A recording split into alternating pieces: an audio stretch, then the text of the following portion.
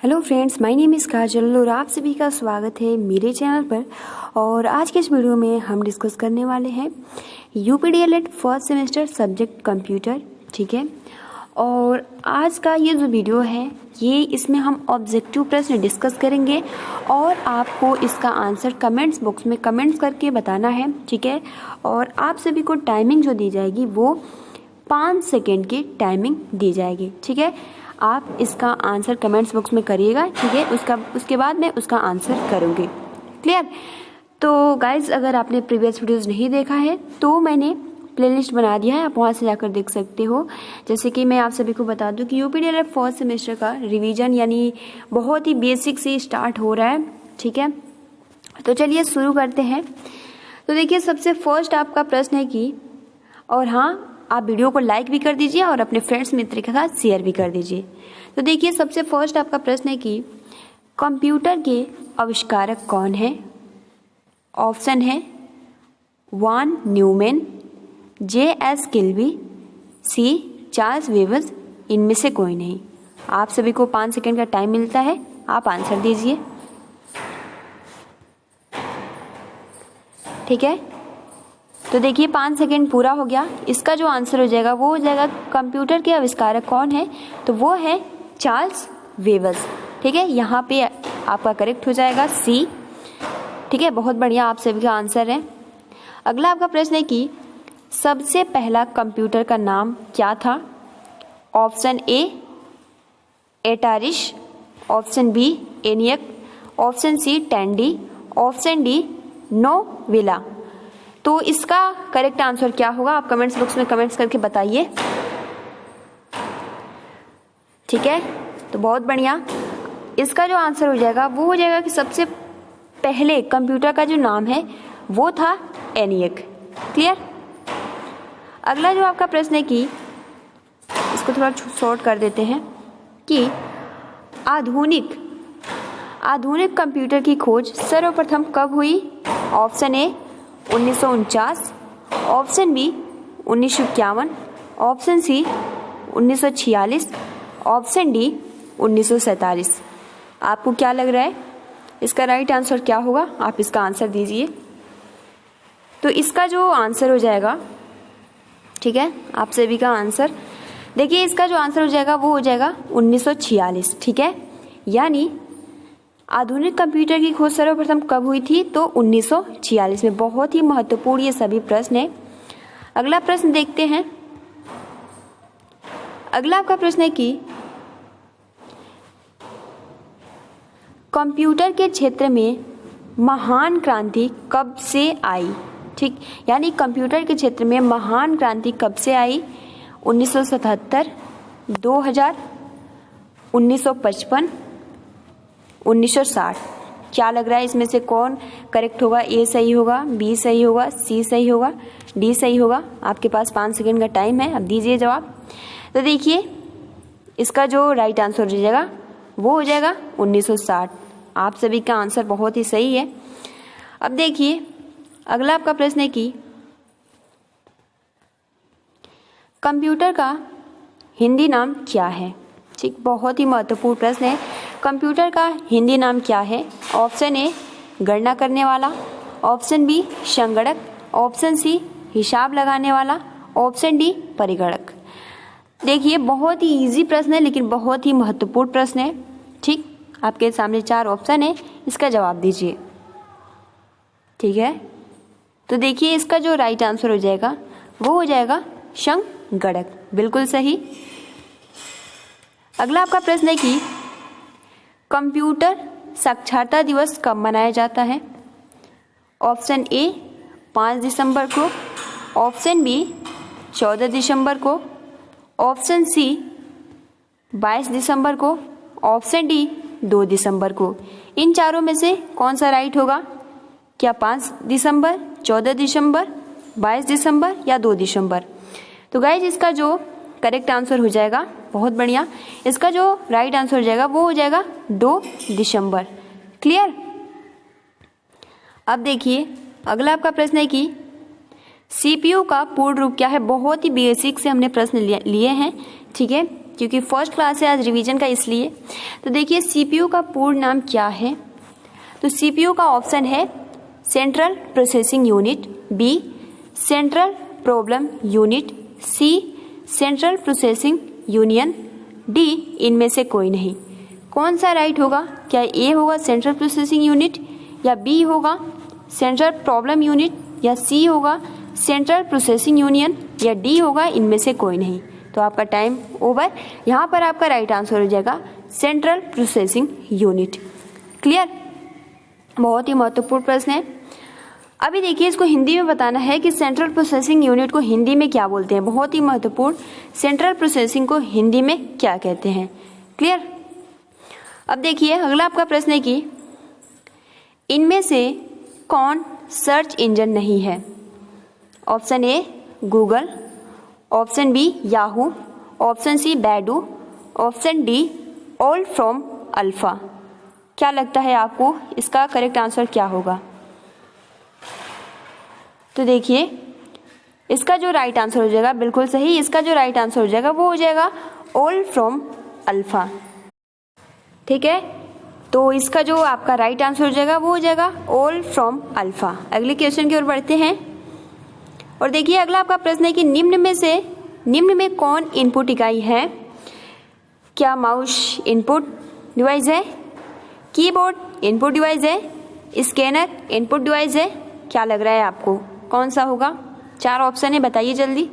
तो देखिए इसका जो राइट आंसर हो जाएगा ये आपका तीनों क्या है, इनपुट डिवाइस है।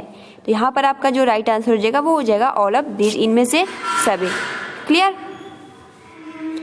अगला आपका 10वां प्रश्न है कि 1 किलोबाइट यानी 1 केबी में कितने बाइट के बराबर होता है। 1 केबी कितने बाइट के बराबर होता है? Option A 1024 byte, option B 1024 megabyte, option C 1024 gigabyte, option D इनमें से कोई नहीं।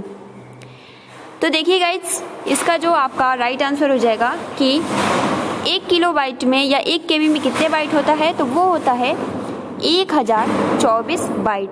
ठीक है, ए यहाँ पर करेक्ट, ठीक है, ए यहाँ पे करेक्ट आंसर हो जाएगा। क्लियर? अगला आपका देखिए आप सभी का आंसर बिल्कुल सही है। अगला आपका प्रश्न है कि 1 MB या 1 मेगाबाइट, MB का फुल फॉर्म होता है मेगाबाइट। ठीक है, तो यही कह रहा है कि 1 MB में जो 1 MB होता है वो कितने बाइट के बराबर होता है। 1024 KB, ठीक है, 1024 MB। क्लियर? ठीक है, डी 1024 TB। ठीक गाइस, थोड़ा आवाज़ आ रहा होगा क्योंकि यहाँ थोड़ा बारिश हो रहा है तो इसकी वजह से आवाज़ आ रहा होगा। क्लियर? तो थोड़ा डिस्टर्ब हो रहा होगा, इसके लिए सॉरी। तो बताइए गाइस यहाँ पर आपका राइट आंसर क्या होगा। क्या 1024 KB होगा, 1024 MB होगा, 1024 GB होगा, 1024? मतलब पूछ रहा है कि 1 MB में कितना KB होता है, कितना बाइट होता है। ठीक है, तो यहाँ पर आपका हो जाएगा कि 1024 KB। ठीक है, और 1 GB में होता है आपका 1024 MB। क्लियर? अब देखिए अगला आपका प्रश्न, मैंने आंसर इसलिए लिख दिया है क्योंकि जो PDF देना होता है तो अगर आंसर नहीं देगा तो फिर दिक्कत होगा। देखिए 12 नंबर आपका प्रश्न है कि 1 गीगाबाइट यानी 1 GB में जो 1 GB होता है वो कितने बाइट के बराबर होता है। 1024 KB, 1024 MB, 1024 GB, 1024 TB। तो 1 GB में कितना MB मिलता है आप सभी को? आप नेट चलाते होंगे, आपको पता होगा। तो यहाँ पर आपका हो जाएगा 1024 MB। क्लियर? 1 GB में कितना MB होता है, कितना बाइट होता है? तो 1024 MB। अब देखिए अगला आपका प्रश्न है कि कंप्यूटर में प्रयुक्त IC चिप बनते हैं क्रोमियम से, आयरन ऑक्साइड से, सिल्वर से, सिलिकॉन से। तो इसका तो आंसर आप सभी को दिख ही गया होगा और आप सभी को पता भी है। ठीक है, आंसर भी आप सभी कर रहे हो। तो इसका जो आंसर हो जाएगा वो हो जाएगा सिलिकॉन से। जो आपका कंप्यूटर में IC चिप बना होता है वो किससे बना होता है? तो सिलिकॉन से बना होता है। That's clear? अब देखिए आपका 14 प्रश्न है कि 14 नंबर प्रश्न है कि इंटरनेट के पते में पद HTTP का फुल फॉर्म क्या नाम है? Option A higher text transfer protocol, option B higher transfer text protocol, option C hybrid text transfer protocol, option D hyper text transfer protocol. इसका क्या राइट आंसर हो जाएगा? आप कमेंट्स बॉक्स में कमेंट्स करके बताइए और इसका आंसर बिल्कुल सही आ रहा है। इसका जो राइट आंसर हो जाएगा वो हो जाएगा हाइपर, ठीक है, हाइपर टेक्स्ट ट्रांसफर प्रोटोकॉल। बहुत ही महत्वपूर्ण है HTTP। क्लियर? अगला आपका प्रश्न है कि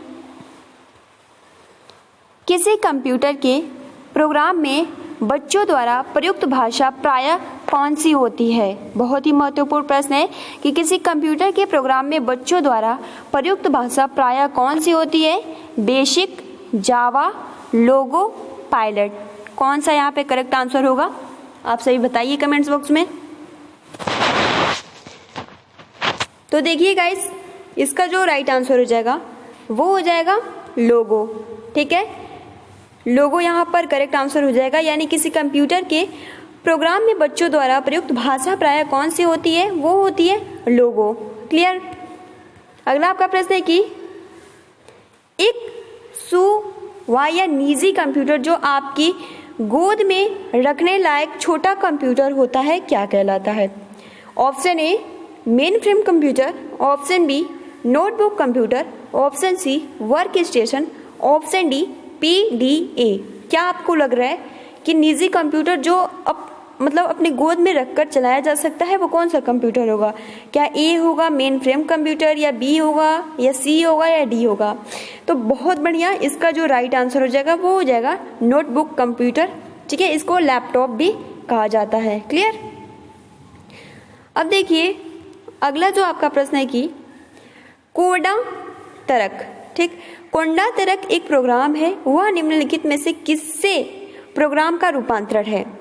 ऑप्शन ए मशीन से निम्न स्तर तक, ऑप्शन बी निम्न स्तर से उच्च स्तर तक, ऑप्शन सी उच्च स्तर से कोडांतरण तक, ऑप्शन डी कोडांतरण से मशीन तक। क्या यहाँ पे सही होगा? Option A, B, C, D. तो देखिए गाइस, यहाँ पर आपका जो करेक्ट आंसर हो जाएगा वो हो जाएगा डी। क्लियर? वीडियो को लाइक करते चलिए।